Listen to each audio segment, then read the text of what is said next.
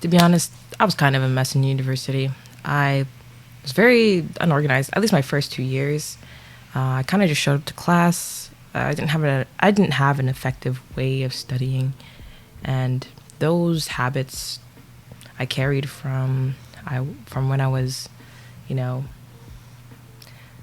who even knows when I picked it up? Maybe grade three, somewhere in my early years of school. I picked up bad study habits and I carried it all the way through university. Because even when I kind of learned new study habits, they're already so ingrained in you that, of course, it's hard to change. Especially when I'm unmotivated to change in the first place. It wasn't something I was like, okay, let's work on this. It wasn't something I was aiming to do, per se. I crammed all my studying into one night. I didn't have a reliable system of keeping track of my work.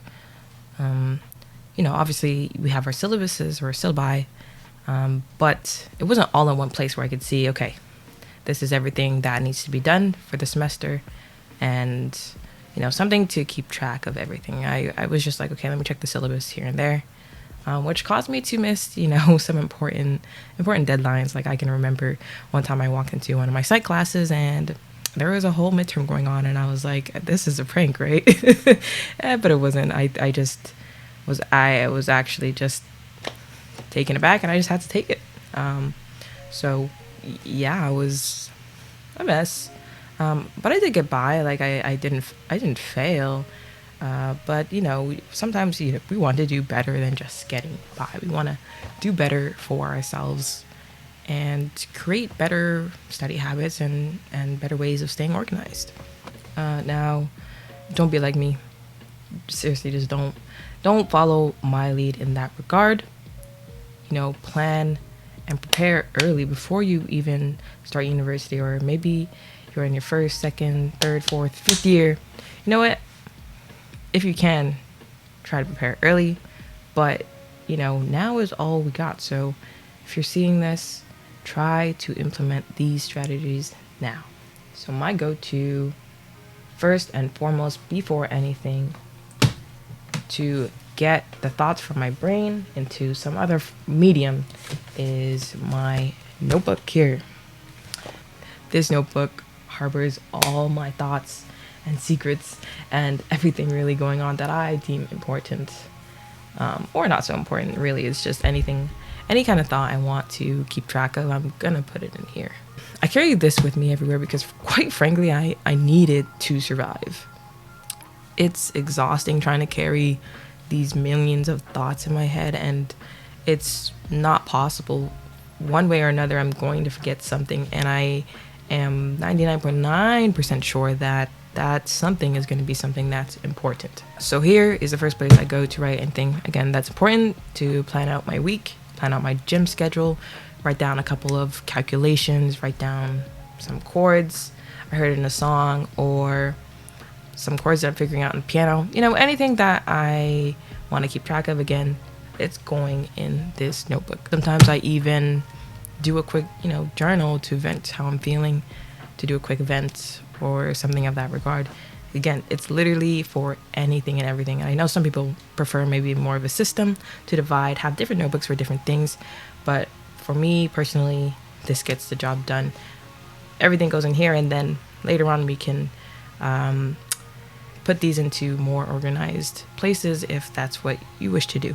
And that's what I do. So what I love about this, it has 4 types of paper, which is lined, dotted, blank, and graph paper, which is great because sometimes, it's not really the best to use lined paper. Maybe I would prefer graph, maybe if I'm drawing a graph or, something of that nature, or I need to draw a diagram, or I want just a free canvas to draw or write, on like blank paper or something like that. So that works perfectly for me personally. If you do want to pick this up, I got this at a Chapters, I'm pretty sure, and the brand is Nota. So yeah, I personally love this notebook, and once I run out, I'll probably either look for something similar or just pick up the same one. It'd be cool if I got it in a different color or something like that. So once I have all my thoughts in this one place, I can now start to transfer them over somewhere else. So one thing I actually recently discovered is a website called Milanote. And if you have the free version, you only get 100 cards. And I'll show you what that looks like right here. I have 2 boards so far, one for my life and one for coding, because that is currently what I'm learning to do. You have 2 because, again, when you're not paying for it, you only get 100 cards. So if you want, you can subscribe and get unlimited cards if that's what you wish to do. Here on my life board, you can see that I have everything ranging from music creation, sewing, piano, spirituality, my potential careers, further education, and there I can just follow the list and kind of keep track of it from there. So again, to just keep everything more organized, so my notebook, it's kind of all over the place, but here in my Milanote, I can keep going down or across, but the main idea is that it's all in one place and I can visually just see it right across the board through sticky notes, which is perfect for me. I love the way that this works, and there's even templates for you if you don't want to really make it yourself. This is obviously just made out of cards and I just stuck it on the board, but for me, this works perfectly fine. Now with all these things here, I want to shift more into time management, time organization, and weekly time blocking with all the things I want to do. So I have an idea of the things I want to get done in a day. If you see on my Milanote board here, I stuck it all on a sticky note. Here's the things I want to get done in a week. So I think, how will this be possible? So I'll probably, what I did at the time is I just, found a blank page in my notebook and just wrote S, all the days of the week, and kind of stuck maybe about 2 things a day. If I did 2 things a day to get these things done in a week, what would that look like? Is that realistic? Right? And there are some things I prefer to do on certain days that I naturally do more on a certain day rather than another day. So if I do, let's say, laundry, I usually do that on Sunday or Monday. I'll stick it there and kind of just see how it works. So with that being said, let's move into my Notion and see my weekly time blocking. I use Notion for a lot of things. This is actually how I kept track of all my schoolwork. But first I'm going to show you my time blocking. So here, as you can see, I have every day of the week and roughly some things I want to get done. And because there's a lot of free time spaces, because I know personally I can't stick to time blocks directly. Like I am someone who, I'm sure it's for a lot of you who have the same problem, is the time, keeping track of time. I feel like it gets away from me so quickly. So I like to keep a lot of empty space for oversleeping. My sleep schedule is really terrible. So I like to keep space for that.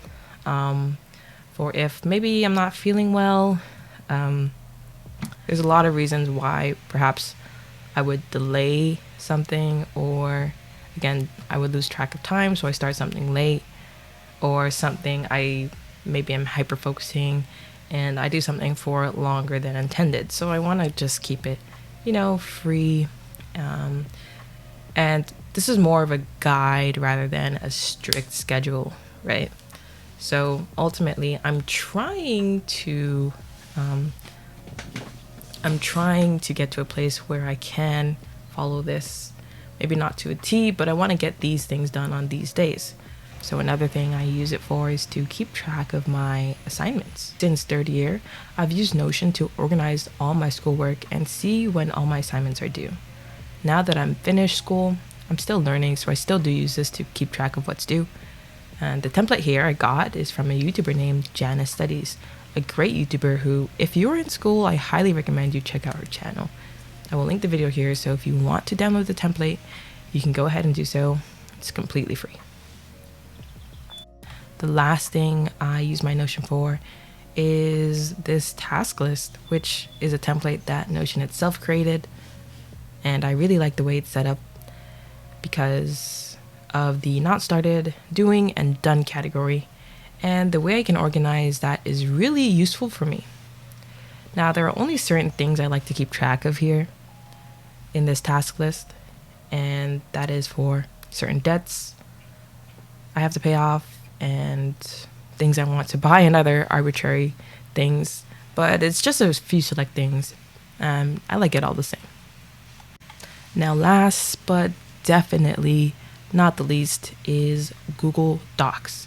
Now, this is a staple, I would say, in any university student's life, right? But here, it is kind of just like a notebook. You can really just click new document and go ahead and write anything you want.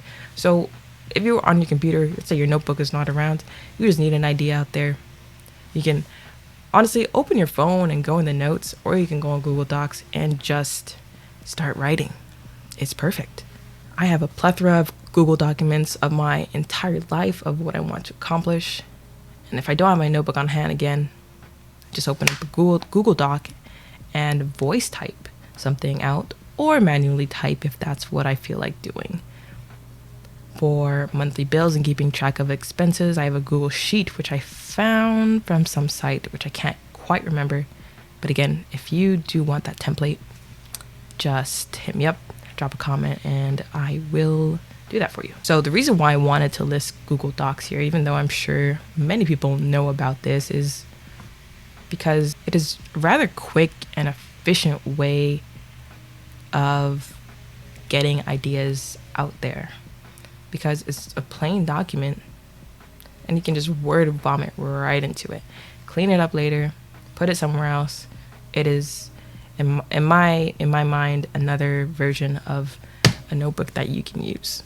Once you're done with that, you can put it in Notion, Milanote, anywhere you want really, or keep it there and just make it more organized. But what I'm trying to say here is that there are many options for you to use in order to kind of get your thoughts on paper and then also organize it later. I would say for people with ADHD, it's really important to kind of just get that thought down, get that idea out there, because it's highly likely that you are going to forget. And that's just the reality of our brains and how they work. One last thing I want to comment on before bidding you farewell, but as they say, all good things in life take time. The goal is to build something that is long lasting. So good habits, good strategies, good organization, and it will not happen in one night. I encourage you to be proactive, claim your life, really start being intentional, and show up instead of letting life pass you by. I really do believe something as simple as this can be the foundation of setting up something successful. That version of success could be going to the gym 2 or 3 times a week, but I also think it's important to have a plan in place and to start organizing and implementing these strategies effectively and realistically. That being said, I really do hope that this video resonated with you and that it encourages you to take the time to start organizing your life, organizing your time, and start kicking ass out there like I know you can do. If these kind of videos interest you, I would be open to making more. Here you can find more study tips. I'll be documenting my coding progress here as well. And if you made it this far, I do have a question for you. What are some tips that you can share to help others stay organized? Here, we don't gatekeep, so make sure to let people know, share with the community, perhaps what helps you stay organized. Now, get out of here. Go live your life. I'm proud of you. And I'll see you in the next video. Cheers.